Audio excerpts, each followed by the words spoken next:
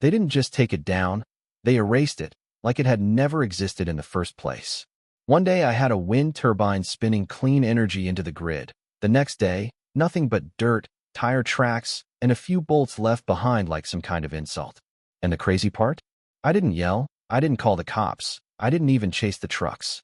I just stood there, hands in my pockets, watching it happen like I already knew something they didn't. See, most people think anger is power. It's not. It's noise. And I don't make noise. I solve problems. My name's Marcus Hale. I'm 42, electrical engineer, been working in grid systems and load balancing for almost 2 decades now.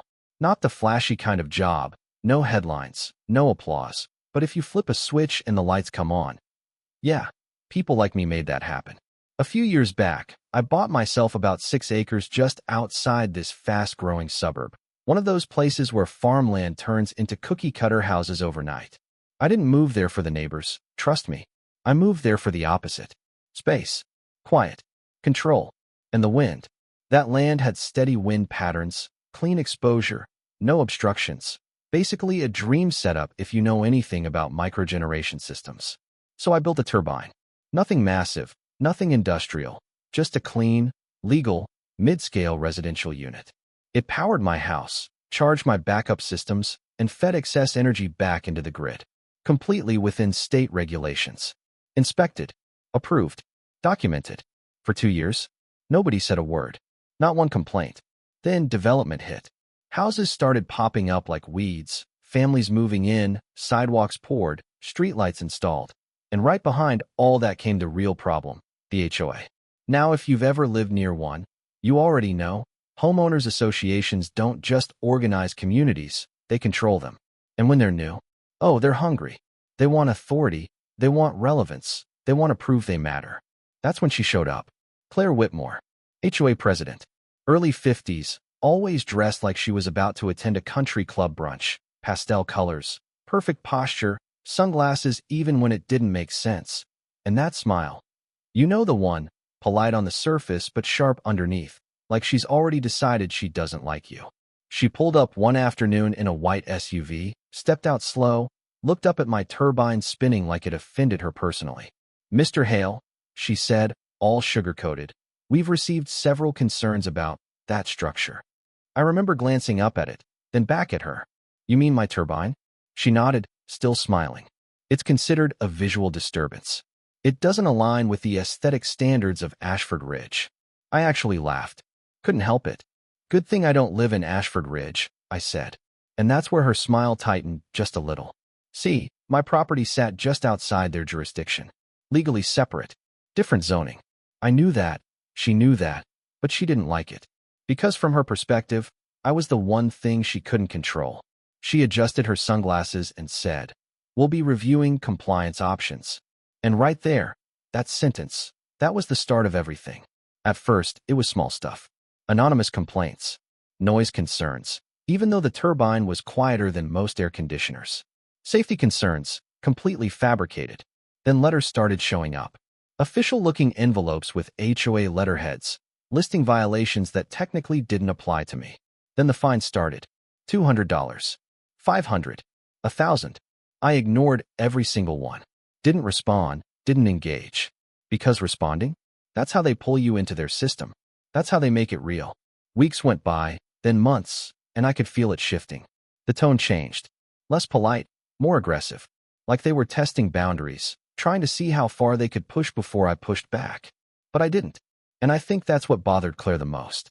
Because people like her, they feed on reaction. They expect resistance so they can escalate. But when you give them nothing, it throws them off. Then one morning, I came home from a site visit. Long day, tired, just wanted to grab a beer and sit on the porch, and something felt off the second I pulled into the driveway. Too quiet. I stepped out of the truck, looked up, and my turbine was gone. Not damaged, not shut down. Gone. Completely removed. The tower, the blades, the generator, $80,000 worth of equipment just disappeared. I walked the perimeter like maybe I missed something, like maybe it was still there somehow, but no. Just empty sky where it used to stand. Neighbors were watching from a distance. You know how people are, curious, but not curious enough to get involved. I asked one of them what happened. Contractors came early, he said, shrugging. Said it was a zoning issue. Had paperwork and everything. Paperwork. That's always how they do it. I called the county. No record. No order. No violation. I called the sheriff. He showed up, looked around, nodded like he'd seen this kind of thing before, and said, "Sounds like a civil matter." Civil matter. That phrase right there. That's the system's way of telling you, you're on your own. I called my lawyer. He confirmed what I already suspected. Yes, I had a case. Yes, it was illegal. And yes, it would take months, maybe years, to resolve. Meanwhile, my turbine was gone. And Claire? She drove past my property that afternoon, slowed down just enough to look over, gave me that same smile, like she'd just checked something off her list. She thought she won. And honestly, from the outside, it looked like she did. No turbine, no leverage, no immediate recourse. Just me, standing there, hands in my pockets again, staring at empty air. But here's the part she didn't understand. While she was busy trying to control what she could see, I had already been working on something she couldn't. For 6 months before that turbine disappeared, I'd been in quiet negotiations with a regional utility provider. Their grid was under pressure. Demand was climbing faster than infrastructure could keep up, especially during peak summer loads. They needed expansion points. Fast. And my land, it wasn't just good for wind. It was perfectly positioned for something a lot more important. I didn't say anything when my turbine got ripped out, because by then, I didn't need it anymore. All right, let's pause the story for a second, because this part right here, this is where most people get blindsided in real life. According to standard procedure, HOAs don't actually have unlimited power, no matter how confident someone like Claire sounds when she's standing in your driveway pretending she owns the horizon. Their authority is tied to jurisdiction, written covenants, and enforcement boundaries. And once you step outside those lines, things get legally messy. From a legal perspective, what happened to my turbine? That wasn't just overreach, that was liability. Removing private property without a valid court order or verified zoning enforcement. That opens the door to civil damages, trespass, and in some cases, even conversion claims. But here's the catch. And this is where people get stuck. The system moves slow, painfully slow. So even when you're right, you're still losing in the short term. Now, psychologically, this is where it gets interesting. This is a psychological trap. People like Claire don't just want compliance, they want submission. It's not about the turbine, not really. It's about control, about proving that no one operates outside their system. And when someone doesn't react the way they expect, it creates pressure. The lesson here is, power isn't always about who's right. It's about who understands the timing and who's already thinking 3 steps ahead. So yeah, while Claire was busy celebrating her little victory lap, driving past my place like she'd just cleaned up the neighborhood, I was signing documents that would change the entire power structure of that area, literally. The utility company I'd been talking to, I'll call them Northgrid Energy, they weren't looking for favors, they were looking for solutions. Their infrastructure was stretched thin, suburban expansion was outpacing capacity, and summer projections? Not good. We're talking rolling outages, transformer overloads, emergency load shedding, the kind of stuff that turns comfortable neighborhoods into very expensive ovens. My property sat right in a sweet spot, geographically central to multiple feeder lines, stable ground, accessible, and most importantly, underutilized. To them, it was an opportunity. But I didn't just lease the land. That would have been the easy move. Passive income, minimal involvement, walk away. That's not how I work. I negotiated. Hard. Partial ownership stake in the substation. Operational consultation rights. And one very specific clause. Control input over load distribution priorities during peak demand scenarios. Not full control. Obviously, the grid doesn't work like that, but influence.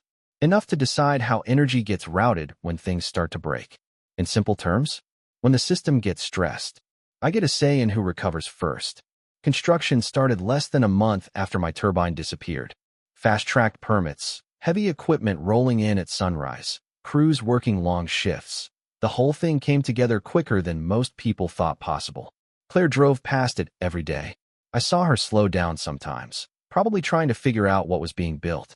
Big fenced perimeter, transformers going in, steel structures, high voltage signage. Not exactly subtle. But she never stopped. Never asked. Because in her mind, she'd already won. And that kind of certainty, it blinds you. Then summer hit. And not the mild kind. I'm talking brutal, suffocating heat, the kind that sits on your chest and doesn't move. Temperatures pushing past 110 degrees, day after day. Asphalt softening, air thick, AC units running non-stop like they were trying to outrun the sun. That's when the grid started to feel it.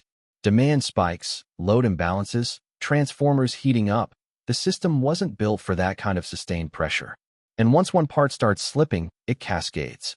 Rolling blackouts began hitting surrounding neighborhoods first. A few hours here, a few there. People complained, sure, but it was manageable. Then it got worse. Longer outages. Wider areas. Entire blocks going dark in the middle of the afternoon. Now here's where things get interesting. Ashford Ridge, Claire's neighborhood. They were connected through the closest distribution node, which now happened to sit on my land. The substation was operational by then, integrated into the grid, handling real load, real demand. And when overload conditions hit, the system had to make decisions. Load shedding isn't random. It's calculated, controlled, prioritized. And thanks to that clause I negotiated, I was part of that calculation. So when the grid strained, when something had to give, certain areas lost power first. Others got restored faster. Ashford Ridge, they stayed down longer. Not permanently, not maliciously, just consistently last in line. A few extra hours each time. Enough to notice. Enough to hurt. Homes turned into heat traps. Indoor temperatures climbing into the high 90s. Refrigerators warming up, food spoiling, kids crying, people sleeping in their cars just to get some AC. HOA meetings? Explosive. I heard about them through neighbors, through local chatter. People demanding answers, blaming the board, asking why their premium community couldn't keep the lights on. And Claire? She didn't have an answer, because this wasn't something she could fine or threaten or regulate into submission. This was infrastructure. This was physics. And she was completely out of her depth. About 3 weeks into the worst of it, my phone rang. Unknown number. I already knew who it was. I let it ring twice, 3 times, then picked up. Marcus Hale. I said, calm, neutral. There was a pause on the other end, just long enough to tell me everything I needed to know. Then her voice came through. Different this time. No polish. No performance. Just tension. Marcus, this is Claire Whitmore. Yeah, I said, like I needed reminding. Another pause. You're involved with the new substation, correct? I leaned back in my chair, looking out the window at the structure humming quietly in the distance. I am. She exhaled, sharp, controlled, like she was trying not to sound desperate. We're experiencing extended outages in Ashford Ridge. Families are struggling. Elderly residents. Children. This heat is dangerous. I didn't respond right away. Let the silence stretch just a bit. Because silence? That's where pressure builds. Finally, I said, you tore down the one system that could have helped stabilize your local load. Dead quiet. No comeback. No argument. Just the sound of someone realizing they miscalculated. Then she asked the question I'd been waiting for. What would it take to fix this? Now here's the thing. I didn't smile. I didn't gloat. This wasn't about revenge, not really. This was about balance. So I gave her terms. Clear, direct, non-negotiable. Triple the replacement cost of my turbine, not the depreciated value, the actual rebuild cost. Full removal of every fine they'd issued. A legally binding document acknowledging that my property, my systems, and any future installations were outside HOA authority. And a public apology, not just to me, but to every homeowner who'd been fed misinformation about that turbine in the first place. No threats, no raised voice, just terms. She didn't agree right away. Of course not. People like her never do. They need to go through the motions, consult the board, weigh their options, pretend there's still leverage somewhere. But heat has a way of accelerating decisions. Another blackout hit 2 days later, longer than the last. By the end of that week, I got the call back. Short, controlled, defeated. We accept your conditions. Paperwork moved fast after that. Funny how efficiency shows up when people are uncomfortable enough. The fines disappeared, officially voided. The legal acknowledgement was signed and recorded. And that apology? Delivered at a community meeting, standing room only, Claire at the front, reading words she clearly didn't enjoy saying. Within days, I had crews out there rebuilding. This time bigger, better, more efficient. The new turbine went up with upgraded components, higher output capacity, improved noise dampening. Not because I needed it, but because I could. And once it was operational, something interesting happened. The load stabilized. Not dramatically, not magically, but enough. Enough to reduce strain, enough to shorten outages, enough to make a noticeable difference. Ashford Ridge still experienced blackouts occasionally. The grid was still under pressure, but they weren't last anymore. They were just part of the system. Balanced. Fair. These days, I sit out on my porch at night sometimes, watch the turbine spinning steady against the sky, hear the low hum of the substation in the distance. It's a different kind of quiet than when I first moved there. Not empty, structured, controlled. And every now and then, a car drives by a little slower than usual. I don't always look up. I don't need to. Because the truth is, some people think power comes from money. Some think it comes from rules, titles, authority. But real power? It comes from understanding the system well enough to know exactly which switch matters. So, what's the takeaway from all of this? Because yeah, on the surface it feels like one of those satisfying revenge stories. The quiet guy gets pushed too far, flips the script, and suddenly the people who thought they had control are the ones asking for help. And sure, that part's real. It is satisfying. But if that's all you take from this, you're missing the bigger picture. Because this wasn't really about a turbine. It wasn't even about Claire. It was about systems and how people interact with them. See, most people go through life reacting. Something happens. They push back. They argue. They escalate. And sometimes that works, but more often, it just pulls you deeper into someone else's game. You start playing by rules you didn't write, inside a structure you don't control. And that's exactly what an HOA like Ashford Ridge depends on. From a social standpoint, organizations like that thrive on compliance pressure. Everyone wants harmony. Nobody wants conflict. So when someone in authority, or perceived authority, says this is how things are done, most people just go along with it, even when it doesn't fully make sense. It's subtle, it's layered, and it builds over time. This is a psychological trap, because once enough people accept the system, questioning it starts to feel like the problem instead of the solution. You don't want to be that neighbor. You don't want to be difficult. So you comply, even when you shouldn't. Now, legally speaking, and yeah, we're going there for a second, according to standard procedure, HOAs are only as powerful as the documents that define them. Covenants, conditions, and AMP, restrictions, CC and AMP, RS, that's the foundation. If your property isn't bound by those agreements, their authority doesn't just magically extend to you because they feel like it should. But here's where people get tripped up. From a legal perspective, being right doesn't mean being protected in real time. The law is reactive. It corrects after damage is done, not before. So if you rely only on legal protection without strategy, you're going to feel like you're losing, even when you're technically winning. And that's the gap. That's where understanding the system becomes more important than fighting inside it. Because the lesson here is control doesn't always come from confrontation. Sometimes it comes from positioning, from patience, from building leverage quietly while everyone else is focused on the wrong battle. Think about it. Claire focused on what she could see. A turbine, a structure, something that didn't fit her idea of order. But she ignored what she couldn't see. Infrastructure, agreements, timing. And by the time she realized what actually mattered, it was already too late to control it. Now, does that mean you should go out and try to outplay every system you run into? No, that's not realistic, and honestly, it's exhausting. Not every situation needs escalation. Not every conflict needs a strategic counterstrike. But it does mean you should understand the environment you're operating in. Ask questions. Read the fine print. Know where authority begins and where it ends. And more importantly, know where your leverage is. Because everyone has some form of leverage: time, knowledge, resources, positioning. Most people just don't recognize it until they're already on the defensive. And yeah, there's also a human side to this. Claire wasn't some cartoon villain. She was predictable. She believed in the structure she was part of. She thought she was maintaining standards, protecting property values, doing what she was supposed to do. But that belief, unchecked, turned into overreach. And overreach, that's where systems break. So maybe the real takeaway isn't about winning or losing. Maybe it's about awareness. About recognizing when a situation is bigger than the surface conflict. When it's not just about a complaint or a fine or a rule, but about control, perception, and influence. And once you see that clearly, you start making different decisions. You stop reacting emotionally to every push.